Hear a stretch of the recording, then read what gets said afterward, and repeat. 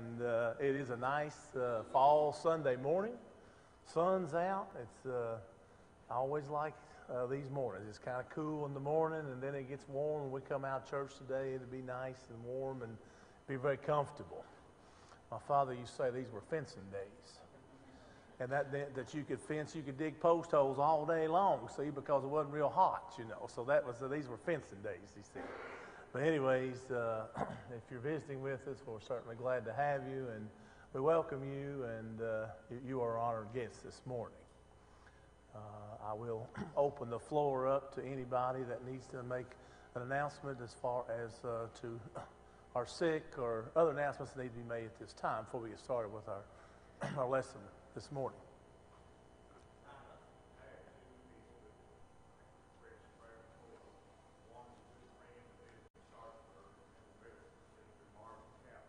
Marvin who? Calvert. Okay. And another one is my sister-in-law lives in Orange, Peggy Shales. Oh, okay. Peggy Shales, your sister-in-law. Mr. Calvert is your friend. Peggy lives in Owensville, and Mr. Calvert lives in Sharpsburg? Sharpsburg. Okay. All right. Let's keep both of those in our prayers. Thank you. My uncle, Clarence Eisen, he's Central Baptist. Clarence Eisen. Okay. He's Central Baptist. Central Baptist. Okay. Oh, and ICU. Okay. All right. Let's keep him in our prayers. Doug, you had your hand up. Barbara Olson. Okay.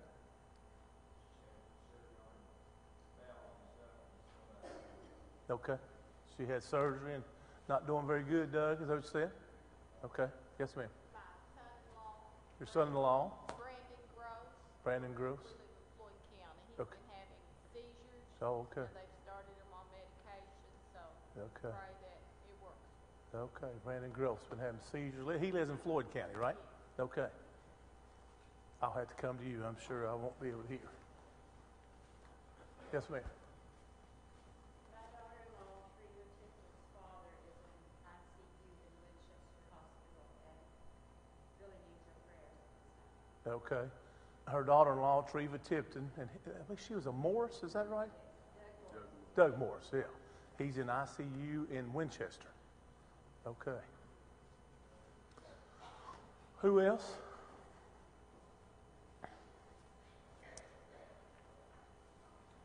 Anybody else?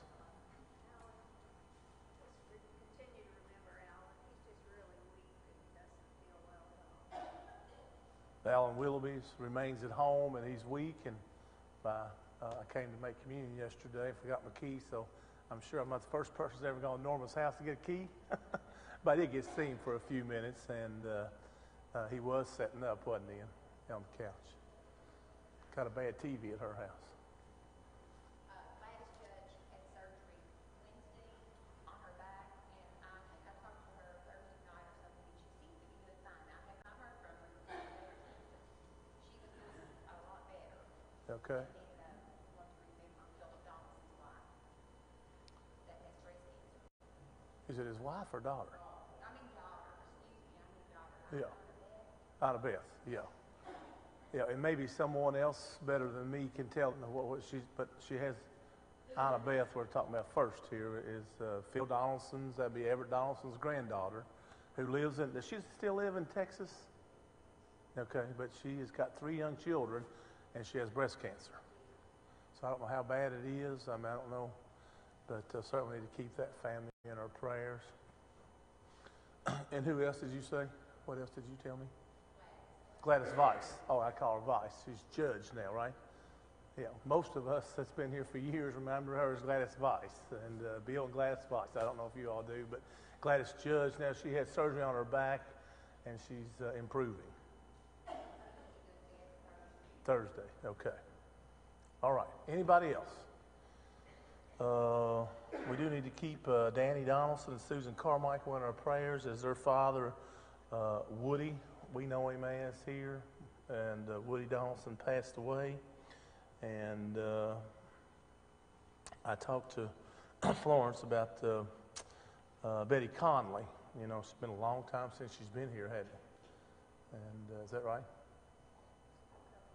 She was here a couple of weeks ago? Yeah, okay.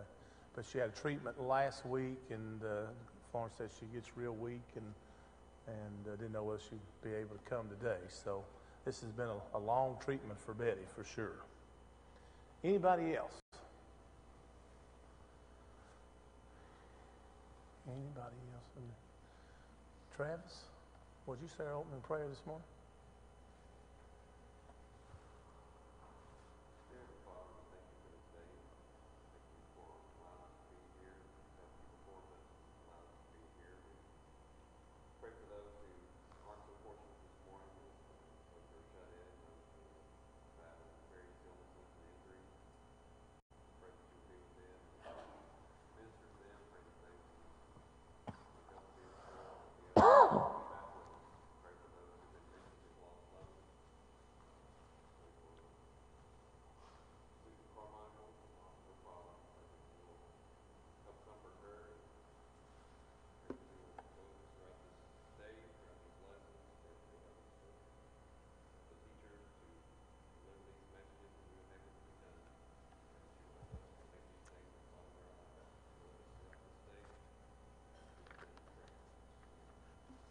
Amen. Thank you. All right. I was asked last week why I wasn't going to finish the last miracle. I just told you what it was. So since I was asked to do that, we will finish today, okay? And then we'll start a new topic. We're going to start Joshua. So anyways, we will start today. We got one miracle left to cover, and that is the catching of the 153 fish. And that's found in John 21.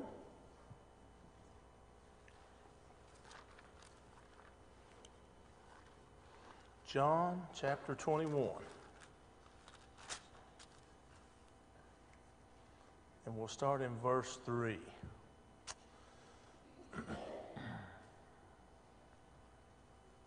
Now, you got to realize at this point, you know, that Jesus has been crucified and he has risen, okay?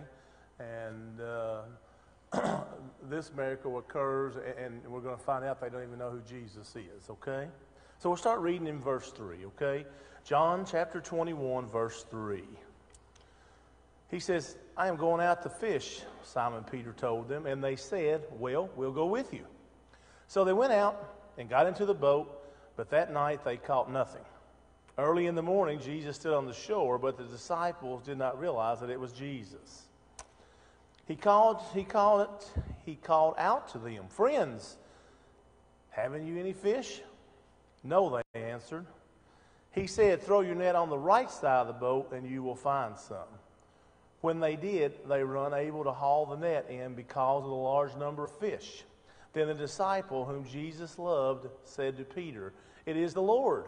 As soon as Simon Peter heard him say, it is the Lord, he wrapped his outer garment around him, for he had taken it off, and jumped into the water. The other disciples followed in the boat, towing the net full of fish, for they were not far from shore, about 100 yards. When they had landed, they saw a fire of burning coals, and there was fish on it and some bread. All right. This is pretty simple forward here. I mean, Jesus is appearing to them, and they don't even know who he is, right? Why was the number told 153 fish for? Why do you think that's important? Dan said it's one of those fish stories. Yeah, well, Brian's not in here. Oh, he is in here. He tells fish stories, but I don't know every other fisherman. But anyways, I mean, what is the number here? I mean, that was the thing that caught my mind. So, in some versions of the Bible, it doesn't say 153, okay? But what is the reason here? I mean, it just stands for a big number is all I know of, right? I mean, 153 of anything seems to be a lot, right? Count that miraculous. Yeah, you know, 153 fish. I don't know how many has ever caught 153 fish. Not me, and probably no one in here has, right? I mean, that is a bunch of fish. But You didn't read all the way through 11, did you? no, I'm not. No, Because then it says at the end of it, and the net was not torn. So that was, you know, it was pretty amazing that there was that many fish, and the net was fine. right. No, I stopped at where Jesus was cooking the fish. And but anyway, we'll get to that. So let's go back. So I mean, they're really glad, no doubt, right, to find out who this is, who Jesus is, and what was the significance of casting their nets on the right side? What was it? Jesus told them to. Do you think they had fished all night long? Do you think they'd ever cast their nets on the right-hand side? Probably, right? Wouldn't you think so? I mean, you know, when you're fishing, for those of us who has fished and not caught nothing, that'd be me a bunch, what little fishing I've done in my life. But, you know, you throw that thing everywhere, right? Right, left, behind you, forward, backwards, up in the trees. I mean, it goes everywhere, right? Because you're trying to catch fish. So I cannot imagine that they didn't cast on the right side of the boat just like they did the left side. So, I mean, when he says this to them, and when he says to them, he says, cast your nets on the right side. So they don't recognize who Jesus is, right? And that's what it says. It's probably too far from shore to see clearly who it is. Yeah, 100 yards, that's pretty good distance, right? 100 yards, that's what the Bible says. They're about 100 yards from shore. And he called out to them and said, friends, haven't you caught anything? And they said, no, we haven't. And he said, throw your net on the right side of the boat and you will find some. And when they did, they were unable to haul the net in because of the large number of fish. Now, and they didn't know who he was, so but somehow they did it, right? And I mean, if you look up and you understand about this net thing, it's not easy to haul this thing up and pitch it on the other side, okay? It's a heavy thing, the net is. Don't know how big the boat was, don't know how many men was fishing here for sure. But it's not an easy thing to do. So they did have this, I mean, at least have enough faith here to do this. And they threw the net on the other side, and it says that they caught, you know, all these fish. Now, we'll start in verse 10 here, and we're going to get to verse 11. Jesus said to them, bring some of the fish you've just caught. Simon Peter climbed aboard and dragged the net ashore. It was full of large fish. Not little fish, but large fish. 153. But it says, even with so many, the net was not torn. So, this is our miracle. You know, I mean, he performed this for his disciples, right? And if you read further down, there's more to this than, you know, what our miracle is. We're going to stop right there because that's what happened. Jesus told them to cast it on the other side. They fished all night long. They hadn't caught anything, and they pitched their nets on the right-hand side of the boat like Jesus told them to, and they had made a large catch, 153 large fish. Any questions about that miracle? There's way more to the story here as we go down through there, but it's not part of our miracle. So I will stop right there. I had someone... It's interesting that Peter is so excited to see Jesus. It says it's only the third time that they've seen him since his resurrection. Right. He takes that outer garment and cloak that we talked about last week, I guess. How important the cloak was. Yeah, that's right. Took it off. Yeah. He was excited to see Jesus. And, you know, and like Cindy said, this is the third time that they've seen Jesus. And, you know, if you go back, you know, when they took Jesus into captivity to where we are now, you know, I mean, they have been through a tremendous emotional roller coaster, would you think? No doubt they have. You know, no doubt that, you know, when Jesus died on the cross, they thought that everything that they had done, you know, was over, right? And then Jesus, you know, as we know, he arose, and so a tremendous emotional deal that they went through there. So once again, here they are again, and they are very happy. And like Cindy said, Peter threw off his cloak, and we know how important. We talked about that last week or the week before. But anyways, so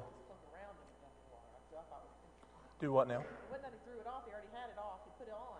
He tied it around himself and jumped in the water with it. Yes, that's right. He was taking it with him, not taking it off. Yeah, that's right. And really, that's all there is as far as to the miracle. There's way more as you read down through here the rest of this verse. I mean, the rest of this chapter. And but we will summarize at this time our miracles. When we first started the miracles 2 months ago, we said there was really five different kinds of miracles, right? Does anybody remember what they are? As we've gone through them, what are they? I mean, Jesus, he did what? He did faith healing, right? Cast out demons. What else? Showed his power over nature, That's right. Control over nature. control over death and life. I mean, to raise people from the dead. Right. Forgiveness of sins, right? And exorcisms that he done. They drove out demons. So that is the kinds of miracles that he done. Also, it was called signs and wonders, if you remember, right? That was two more words used to describe a miracle. We also said that there was 3 words that was used in the New Testament that referred to miracles also. One was power, a sign, and of course a wonder. So we got to get the word power was in there also. Sometimes Jesus, he would call upon God the Father, right? Before he did this miracle. And other times he just acted on his own, right? And what did that show us? What does that show us? Sometimes that he thought it was necessary, that he called upon God, and other times he did it. Why do you think so? Yeah, that's right. That's right. One of our hard things to get, isn't it? You know, I mean, sometimes, he showed the people that he called upon God. Really, he was part of this Trinity, right? And so he did it both ways. And he wanted the people to know they did it both ways. All right. Then the last thing that we'll talk about miracles. There was 29 that I went through, 29, I believe. Miracles, and that's all he done, right? We've talked about this. Is that all he did? Them 29 miracles? No, remember, what's it say in John 21, verse 25? Said Jesus did many other things as well. If every one of them were written down, he says, I suppose that even the whole world would not have room for the books that would be written. That's a lot of miracles, isn't it, Dan? And what time span they do this in? About 3.5 years. Not exactly sure, exactly how many days it was, but that is a bunch, isn't it? What was that, Cindy? We had a lot. Wasn't that what we talked about in here 3 or 4 Sundays ago? It was a lot. That's a lot. I mean, when you think about that, he said, I suppose that even the whole world would not have room for the books that would be written. The whole world. So, he was a busy man, wasn't he? No doubt. I don't know how many this was, but it was a tremendous amount. The last thing that one of my authors wrote about the miracles of Jesus is in Matthew chapter 10, verse 45. And he says this sums up our Lord. And he says, for even the Son of Man did not come to be served, but to serve and to give his life as a ransom for many. And that's the way that, his ministry ended, right? He gave his life for all of us. Any questions or comments? Someone asked me about the resurrection of Jesus and the ascension of Jesus into heaven, and really we give credit to more to God for that than we do Jesus. So as far as however you want to look at that is fine, but what we studied was what Jesus done, okay, during his ministry on earth. Comments or questions? I really enjoyed this. Studying about the miracles of Jesus. I had never done them all like this before, and I hope that you felt like that it was worthwhile, and hope you enjoyed it too. All right. I always get given information that if I want to teach on, he's good about doing that for me. So I'm going to go to his book now that he gave me back 2 months ago, and it's a Foundations book, and it's called Joshua. And we will take a large overview look at this. I have this is my final month, brother, right? Okay. 5-week month. That's good. There is in the book.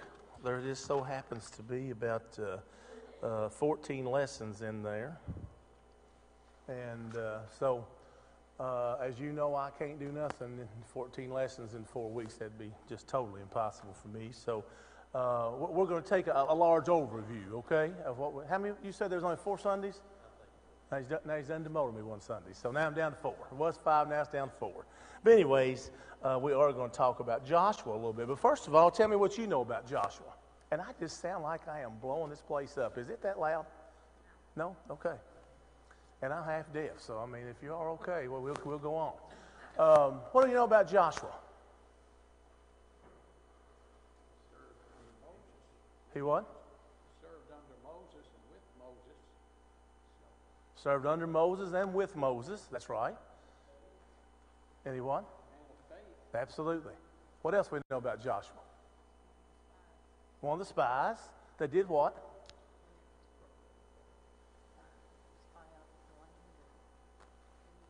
Yeah. One of the spies that went into the promised land, right? What'd you say? I'm sorry? No? What else we know about Joshua? He fit the battle of Jericho. He what?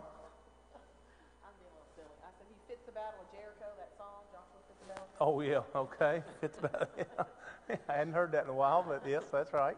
What else we know about Joshua? He became the leader of the Israelites after Moses died. He did, that's right. And that's probably the most important thing we remember about him, that he truly was, when Moses died, that he was anointed the leader, or appointed the leader, and he's the one that did what? Did he lead the Israelites into Canaan? Yeah, he did, absolutely. Yeah, I mean, he was a military guy, right? I mean, that's one of the first things that he did. As a young person, the Bible says. So Joshua is a really important character or person in the New Testament, isn't he? It's hard. It's really hard for me to start in the middle of Joshua here without talking a little bit about Moses, okay? And that's what we're going to do. We're going to actually go to. Well, of course, we're in the Old Testament now, and Joshua is the 6th book in the Old Testament. And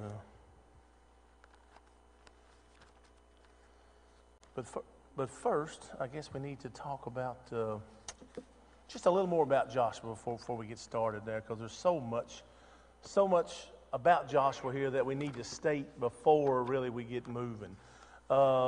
Joshua, and we're going to talk about these things. Joshua was a servant. Dan's already said that. He was a servant to whom? To who? Yeah, to Moses. He was a servant to Moses, and certainly a servant to God. And we're also going to figure out that Joshua was a man of great faith. Great faith.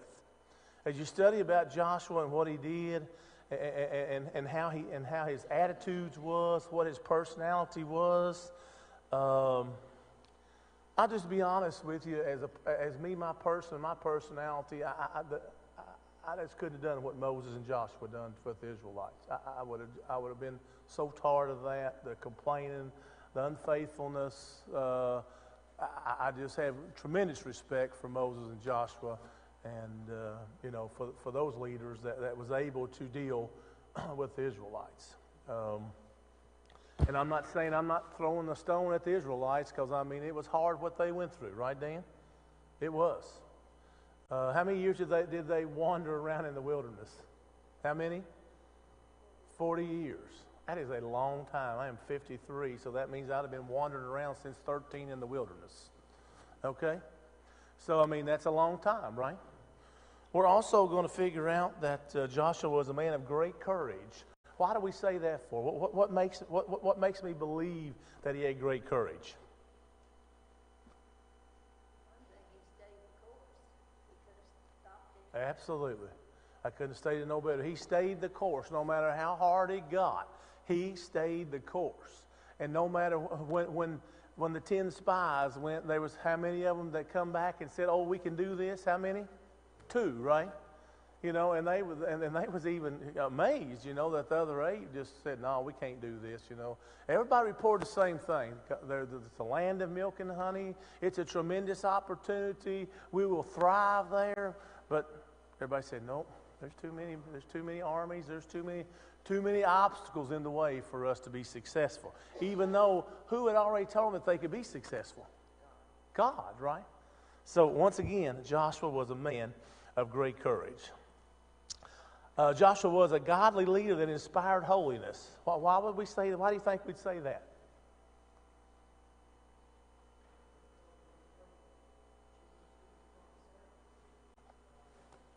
Right. And when we talk about inspired holiness, you do that by example, don't you? And that's what Joshua did. He always stayed the course, didn't he?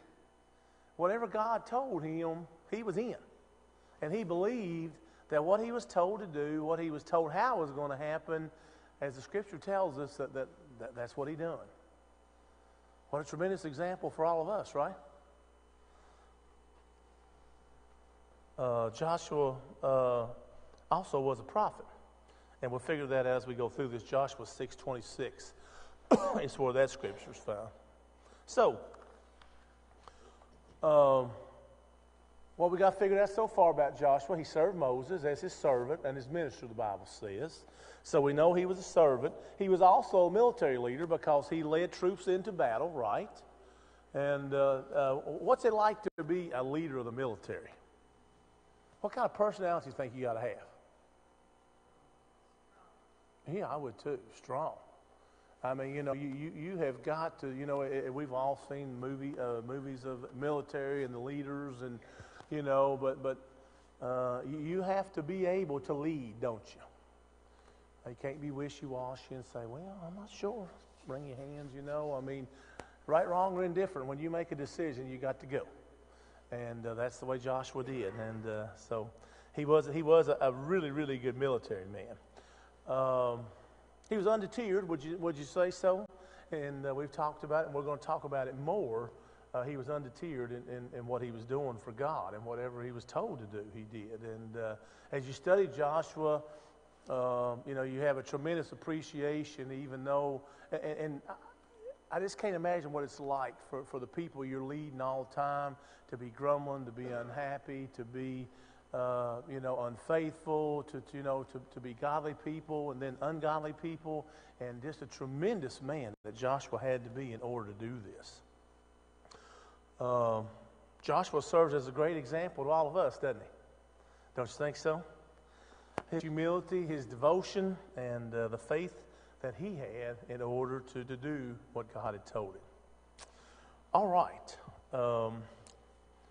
Let's go to Joshua 1:8, we're going to read.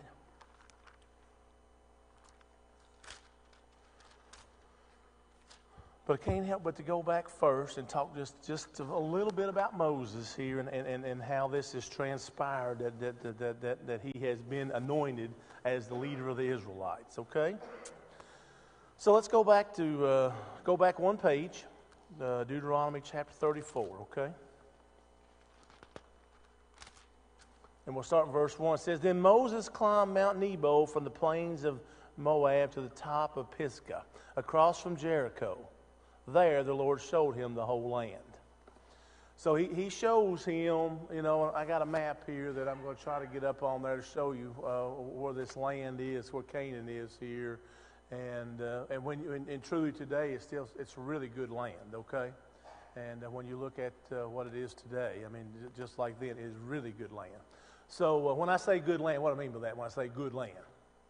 Fertile, yeah, that's right. You know, it's good for crops. It's good for livestock. You know, it's good for fruits and vegetables, you know. I mean, and back in the day, not so much for us today, most of us don't even raise a garden anymore, right? Our garden's at Kroger or Walmart, right? But back in the day, I mean, what was very, very, very important in this time of history? How good the land was, right? That determined a whole lot of your quality of life, number one, your ability to sustain yourself, but also wealth, right?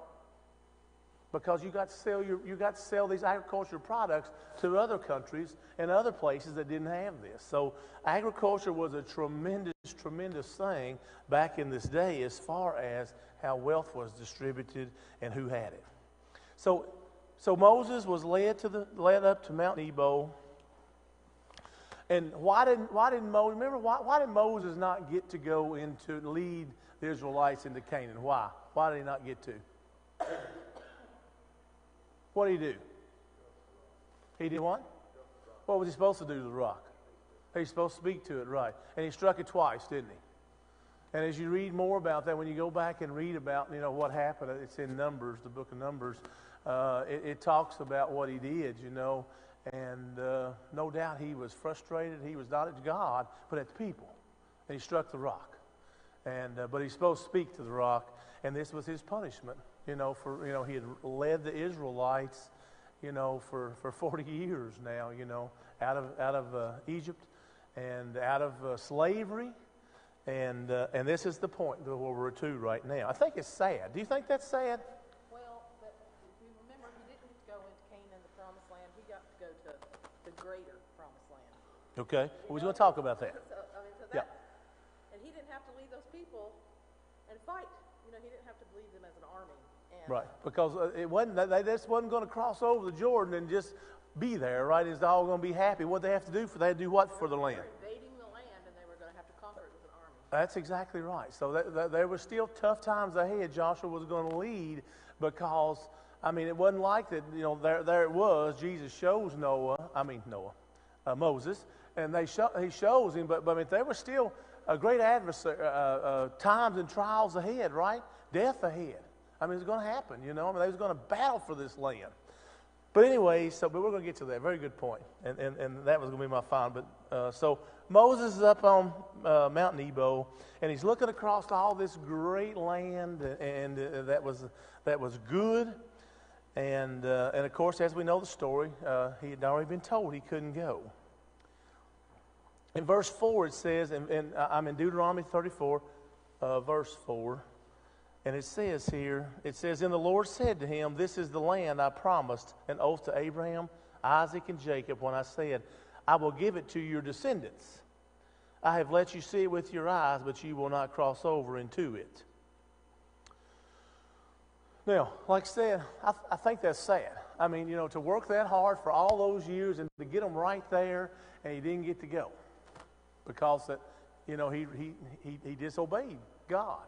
And what we say, we already said that he struck the rock for water for the people instead of speaking to it like God told him to. And when he spoke, though, he kind of took credit for what's going on. And he did. That's exactly right. They actually. I think that's probably. And he's right. He disobeyed God, but he also, when you're reading that, he like Cindy said, he kind of takes the credit for it, like he done it for him. And now. Once again, I don't know what kind of situation that Moses was under at the time. I don't know. Verse 5, it says, and Moses, the servant of the Lord, died there at Moab, as the Lord had said. He buried him. Think God loved Moses? How many people did God bury in the Bible? How many? Just one that I know of. And I tried to figure that out before I said that in front of you today, but I can't find but one anywhere in the Scripture that he buried. So do you think he loved Moses? Boy, I sure do. But he said that God buried him in Moab, in the valley opposite of Beth Peor. But to this day, no one knows where his grave is. Moses was 120 years old when he died, yet his eyes were not weak nor his strength gone. What's that mean? He's 120 years old. Now is that old for us today? You agree? That's old, isn't it? Back in this time, in this era of history of life, it was not that old. So what does it say, though, when it says that his eyes wasn't tired and he lost his strength? What's that mean? Well, no doubt about that. He hadn't aged like we would think one would age, right? What else? I mean, the Bible's telling us here that he wasn't old and sick and dying. But, God had determined that it was his time to go, just like he does for all of us, right? All right, it says the Israelites grieved for Moses in the plains of Moab for 30 days until the time of weeping and mourning was over. Can you imagine weeping 30 days like that? I mean, as I understand this, that this was a ritual at the time for their leaders for 30 days. That's what they doing.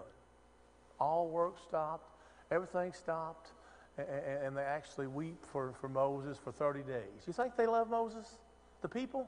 I do at this time, don't you? I mean, you know, that they did love Moses. Verse 9, it says, now Joshua, here we go. Here's where we're picking our story up, okay? Now Joshua, the son of Nun, was filled with the spirit of wisdom because Moses had laid his hands on him. So the Israelites listened to him and did what the Lord had commanded Moses. Since then, no prophet has risen in Israel like Moses, whom the Lord knew face to face, who did all these miraculous signs and wonders the Lord sent him to do in Egypt, to Pharaoh and to all of his officials and to his whole land. For no one has ever shown the mighty power or performed the awesome deeds that Moses did in sight of all Israel. Wow. When I die, I hope someone will read that about me, don't you? I mean, you know, that's quite the accommodation when you think. Right there. That's just how special Moses was, right? But Moses has died, and now the torch has been given to Joshua. I think all the things that Moses did, the best thing was how much God loved him and cared for him and took care of him. And Moses loved God, didn't he? And he had great faith. Great faith. I mean, you know, when you think about Moses, I mean, to me, I mean, Moses is one of the most prominent men in the Bible. Do you agree with that? I mean, you know, what he did. Revelation, I was trying to find the exact verse. It says that they're singing a new song, a song of Moses and the Lamb. I mean, he is, you know, put on the same level playing there with Jesus as deliverers of his people, of God's people, I guess, of Moses and the Lamb. So, you know, we can feel sad for him that he didn't get to go, but he didn't have to go fight. He didn't have to go lead them. And God spared him that and gave him his reward, his true reward. Right, and that's the last point in this. As bad as I feel for Moses as a human, now remember, it's so hard for us to understand, you know, the other side, right? But, you know, if I was Moses and just me, I'd want to finish the job, right? I'd want to lead them right on. You know, stop the Jordan River from running, and we're going to figure out that Joshua done that, and he went over into the land, and they fought, and they conquered, and then the land was theirs, right? And that's what we know about this campaign that Joshua finished. But you know, I'm the guy who wants to finish the job, you know. So I feel sorry for Moses, you know, that he didn't get to finish the job at hand. But to Cindy's point, what she's been trying to say the whole time is, where's Moses now? He's dead. What happened to Moses? Yeah, he's in heaven. Boy, his battle's truly over, isn't it? I mean, you know, he's not fighting nobody no more. He's not hungry. He's not thirsty. He's not trying to keep 1 million people happy or how many people, the Israelites, how many people there was. You know, he's not trying to feed them. They're not complaining to him no more. So his battle truly is over, isn't it? So to Cindy's point, what she was saying, you know, he does not have to further this cause anymore. So that is true, the most pleasant and wonderful way to look at Moses' death, would you think? You know, even though he didn't get to go, God told him he didn't get to go. He's 120 years old, and no doubt that he's not tired, and it doesn't seem to be old. But what it says, What he's tired of is the people. See, we feel the same way. I've been wore out with that. Because when you go back and read about this whole journey, and it's been a long time since I had done that, but I've really enjoyed it. It is a tremendous journey. And it is no doubt, it is bitter, it is no doubt, it's disappointing, but they're always moving forward though, right? God's always pushing them forward. And so that's where we are now. And we'll flip the page here. And we're going to read Joshua chapter 1. Okay. Joshua chapter 1, verse 1 says, after the death of Moses, the servant of the Lord said to Joshua, son of Nun, Moses, aid. Moses, my servant, is dead. Now then, you and all these people get ready to cross the Jordan River into the land I am about to give them to the Israelites. I will give you every place where you set your foot, as I promised Moses. Your territory will extend from the desert of Lebanon and from the great river, the Euphrates, all the Hittite country, to the great sea on the west. No one will be able to stand up against you all the days of your life. We'll stop there just for a second, okay? So this is God speaking to Joshua, right? And he says, this is coming. This is what you're going to do. This is what I'm going to do. And here's my promise to you. Now, we talked about the great faith that he had, right? We already know we already know what 10 spies or what they're going to say. But this is what he's telling Joshua. Now, I want you to put yourself in Joshua's situation right now, right? He's been part of this wandering around for 40 years. We're right here at the Jordan River. And now God's telling him, now you're the man. You're going to lead this group of people. And you're going to take them across. And you're going to make warriors and fighters out of them. And we are going to take this land. Just like I promised you. And that's what he says. Let's read on. Verse 5 says, he says, and no one will be able to stand up against you all the days of your life. Interesting, because that's exactly what happens, isn't it? All the days of his life. After Joshua dies, the Bible says that they done what they were told not to, and I'm getting ahead of my story here. But he tells them not to marry interracial marriages.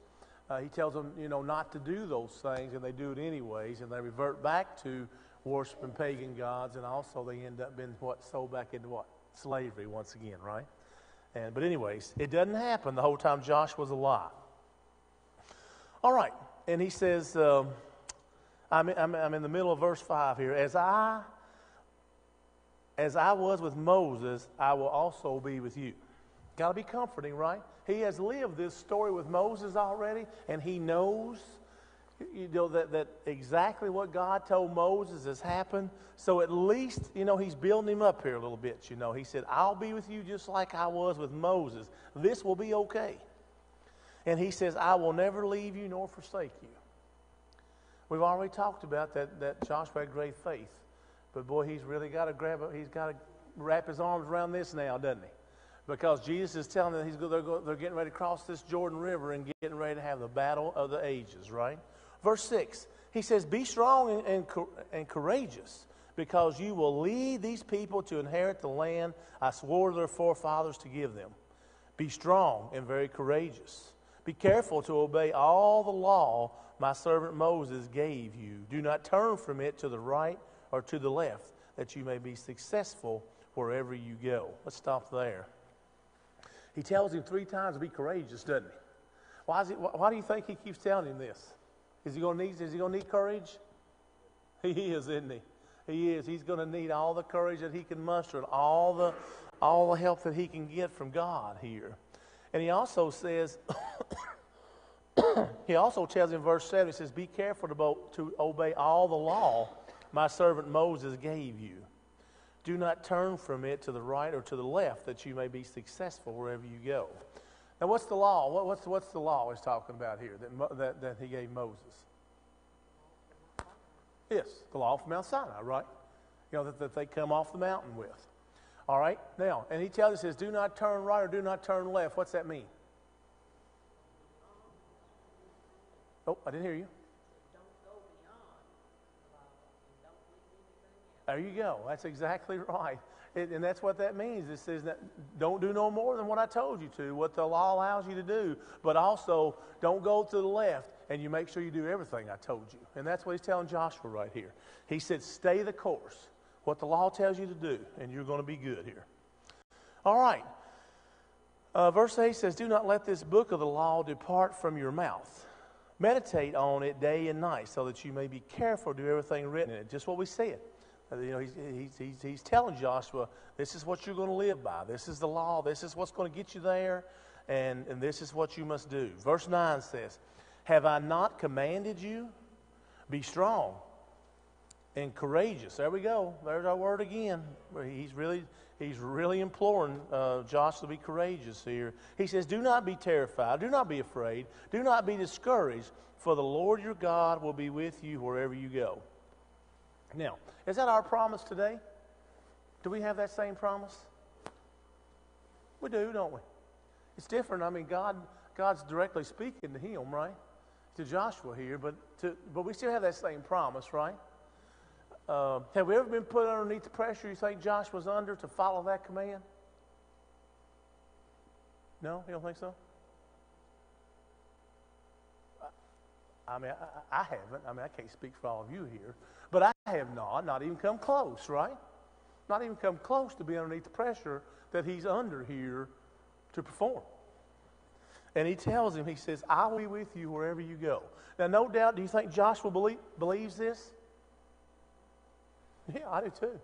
And he's believed it for 40 years, hasn't he? That this is going to happen. That Jesus, whatever God tells him to do, that he'll be able to do that. So now, in that section, Joshua has succeeded Moses, and he has been anointed the leader of the Israelites. Verse 10, let's try to go on here. So Joshua ordered the officers of the people.